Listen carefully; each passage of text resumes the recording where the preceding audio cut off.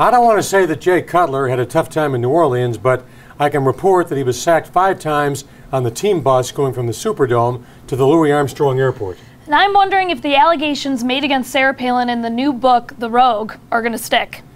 The least you could have done was laugh at my line. Anyway, welcome once again to Culture Clash, brought to you by Athens Motors, our great friends over on Waukegan Road in Morton Grove.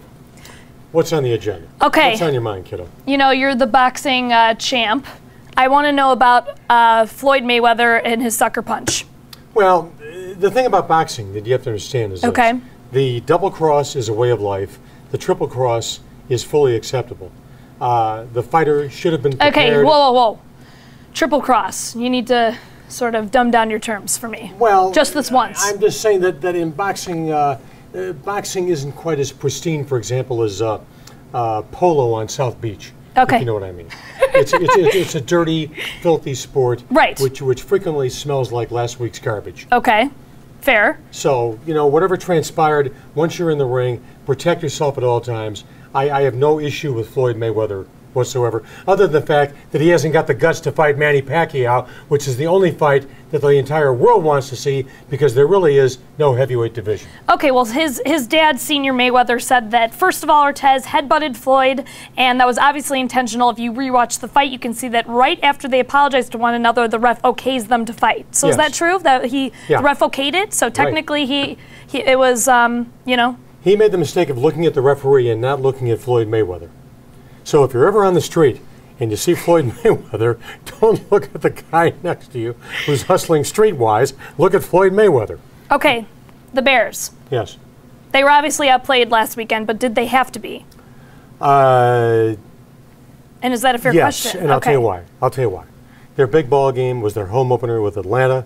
They have a look-ahead game with the Green Bay Packers. So the scene was set for New Orleans to beat the Bears. That being said, if Jay Cutler's offensive line has 5 or 6 more performances like the one it put forth Sunday against the New Orleans Saints, Jay Cutler will be sipping soup using a plastic spoon at a nursing home in Lake Forest, wondering about brain damage.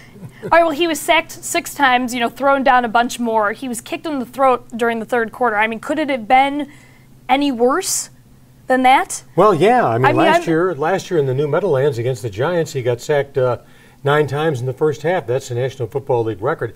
Part of the problem is Cutler can't use, and Mike Martz has got to recognize, they can't use the 7-step drop with this offensive line. They've got to use the 3-step drop and get rid of the ball as rapidly as possible, or Green Bay is going to kick their booties from here to Fond du Lac on Sunday. Okay, well, that is definitely my prediction, but what's your prediction for this Sunday's game? I mean, how brutal is it going to be?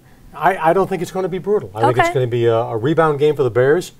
Green Bay walks in 2-0. The Bears are 3.5-point dogs. I'm going to call the final Bears 24, Green Bay 23. Okay. You heard it here first. We'll replay this again next Tuesday, and you can see how stupid I really am. Okay. Well, can't wait for that.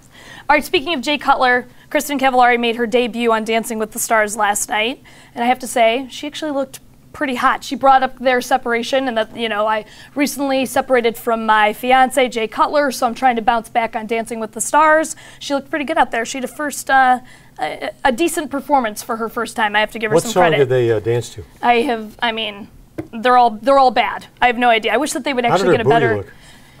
I was thinking that the only reason that you would tune in was for a wardrobe malfunction. But that's actually what I was thinking. So me personally, I wasn't focused on the booty, but and Chaz Bono, just bringing him up, he did a great job. Chaz Bono did? Really? He did a great job. I was impressed. Good for Chaz. I know, that's what I was thinking too. Do you think there was a sympathy vote for Chaz Bono? I think that tonight, well, so what happens is they perform on Mondays, Tuesdays, they get voted up. One of the contestants gets voted off. So I think that there will definitely be a sympathy vote, but on top of the fact that he actually did a decent job, so it was cool to watch. All right, so another SmackDown. Somewhere Sonny is looking down saying, they say we're young and we don't know. Won't find out until we're old. Earmuffs, please. Okay, another SmackDown last night. The least you can do is laugh once in a while, Corey. You know what? I'm going to start singing along. He's crying. All right, another SmackDown last night. 2.5 Men with Ashton Kutcher, who which also ran up against Dancing with the Stars. And whose ratings would you think were higher? I would guess. Are you okay? Yeah, I'm fine. It's Charlie Sheen's show. It's not the same show without Charlie. I mean, Charlie might be a nutcase, but he's walking away with $100 million, for heaven's sakes, in syndication. I'm going to guess that DWTS probably won by a slight margin, maybe 2-3 rating points. Okay, well, you're actually wrong. 2.5 Men had twice the ratings. I think that people were tuning in just to see how, Charlie was going to get killed off, how Ashton was going to do. They wanted to see Chaz Bono's butt. Yes, not really. But I think that what I heard was I actually wasn't able to tune into this because I was watching Charlie Sheen's roast. But people said to me that the show itself sucked. Ashton Kutcher had a good performance, but that they're going to have to do a better job from here on out. I think that, the ratings after last night's debut are going to go down because the show itself did not well, I'm guessing they already probably have about 6 shows in the can. Right. So if last night's show was bad, it was bad. I've heard reviews where it was horrible. The next 5 are probably going to be equally as bad. Right. Okay, so did you watch Charlie Sheen on the roast last night at all? No, but I did catch, I watch Larry and Robin, who I dearly love, on WGN's morning news almost every morning when I wake up, and they ran excerpts, and my first reaction was any roast that has Mike Tyson is reaching for the bottom of the barrel. That being said, the roast was actually sometimes Charlie, more focused on him. I heard Charlie, and I'm going to paraphrase this, but you'll get where I'm coming from. Okay. He said, all my life I've been dealing with burned out hookers, drug addicts, whores, misfits, psychos, and it's great to see all you people in one room, which I thought was a great line. I mean, I have to agree with you. His final monologue, I think, was reminiscent of how he was once the, unintentional king of poetry. He said, "I'm done with winning because I've already won. This roast may be over, but I'm Charlie Sheen, and in here burns an eternal flame. I just have to remember to keep it away from a crack pipe." So I thought, way to be able to laugh at yourself, but still be unintentionally poetic. So I thought that the roast went well, and he actually came out winning on top. Anybody who writes off Charlie Sheen is crazy. No. This guy did Platoon. He did Wall Street. He was brilliant. Opposite Gordon Gekko, the Michael Douglas character. I think he will go back into drama, and I think he's going to be very successful. And in 2013, we will be talking about the revival of Charlie Sheen. Okay. Again, you heard it here first. And I have to agree with you. I think if you could take a roast like that and, bounce back, that you have to have some credit given to you.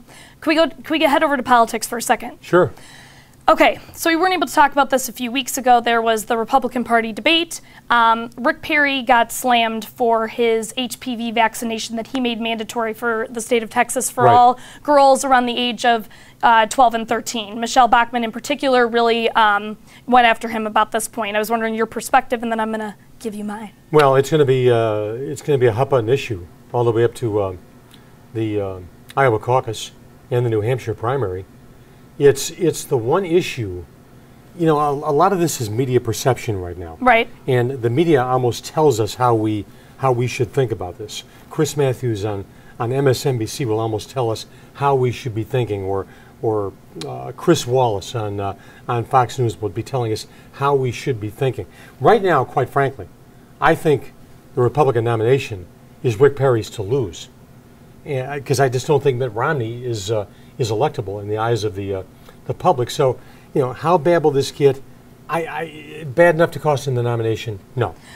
I don't think so either. But I've kind of felt like Michelle Bachmann manipulated his intentions behind making the HPV vaccination mandatory. I mean, here's something that well, as a woman, how do you feel about it as a woman? Well, I actually think I have a good, because I am a woman, I have a good perspective on this. That it's a sexually transmitted virus that can cause cervical cancer. And the problem is that, the age, 12, 13 is, that's too young to make, young girls have a vaccination that's associated with a sexually transmitted disease. But to me, I'm like, have them get it. We have vaccinations for a ton of things. That reportedly can damage your ovaries? I'm sorry. Right? That's what I heard. You can damage your ovaries? The HPV? Yeah. It can do a lot of things, but it can lead to cervical cancer. So this is something that's very serious. There's a lot of different strands and variations of the disease. But her point was that this is too young to be vaccinating girls. My point is Okay, what are politics? Are all politics, having the ignorant parent perspective? Like, okay, our children aren't having sex. Sorry, it's going to happen, and get the vaccination over with and prevent, one more virus. And I thought that she manipulated him making that mandatory to make him look bad, and I wish that he would have stood up for himself a little bit more. For a written copy of Catherine's remarks, send 25 cents in coin. I mean, I'm right. He sort of backed off. I like the passion you bring with it. Well, he sort of backed off. I mean, well, okay. Do you disagree? That no, not at all. Okay. We're on the same boat. Okay. All right. Well then. It's a one-way ticket to Palookaville, but we're on the same. boat. Here I was going to shake your hand, and I take it back. All right. So the allegations made against Sarah Palin in her new book, in the new book, Joe McGinnis. This guy rented a house right next to Sarah Palin. She actually built, a fence that was about 10 feet so that he couldn't view her family, which I kind of feel like renting a house right next to her is a little creepy. Not a little, really creepy.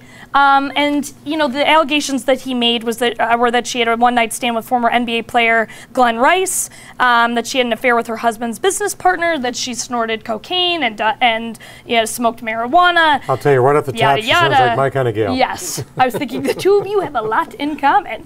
But all of this stuff. Sarah, what are you doing tonight? I'll meet you at Carmichael's. Something that will also probably turn you on, that she's a fraud and a vindictive hypocrite.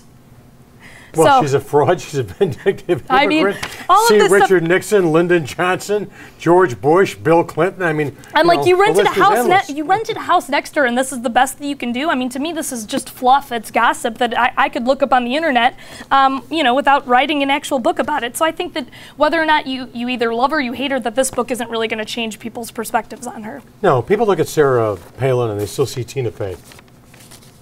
Yes. I'd rather see Tina Fey than Sarah Palin, but I don't find Sarah that hot. I think she's attractive for a politician. No offense. That's like saying I think she's attractive for a plumber. I mean, yeah, absolutely. What plumbers do you know are hot? Okay, all right. Wait, hold on. Ed Norton in The Honeymooners. Okay, it's a movie. No, it's you never saw The Honeymooners? I'm saying the original 39 episodes with Jackie Gleason and Art Carney. No, I didn't. TV show. Sorry, no, I never saw that. Well, they were released in 1955. Oh, how'd you miss them? I don't know. Tough. Darn it. Should have TiVo'd that. Okay. Something else big I want to talk to you about. Obama's plan to tax the rich. It's called the Buffett tax. Perspective. Go. Give it to me. I don't like it. I don't believe in it. I'm a moderate Democrat. I have said for 40 years, going back to when I was in my late teens, we should have a flat tax, 25% across the board for people up to $500,000, 30% for people above $500,000, and then let every accountant in America continue to do what they do best, cheat. This is not going to change a damn thing. Why isn't Obama acting presidential? I've said my piece. Game, set, and match. This has been Culture Clash, brought to you by our great friends at Athens Motors. Stop by Athens Motors over on Waukegan Road in Morton Grove. I'm Chet Kopic, along with this delectable Catherine Saxon. We'll catch you next time around. Corey, thank you very, very much. Have a good day, a good week. Culture Clash next Tuesday. So long, everybody.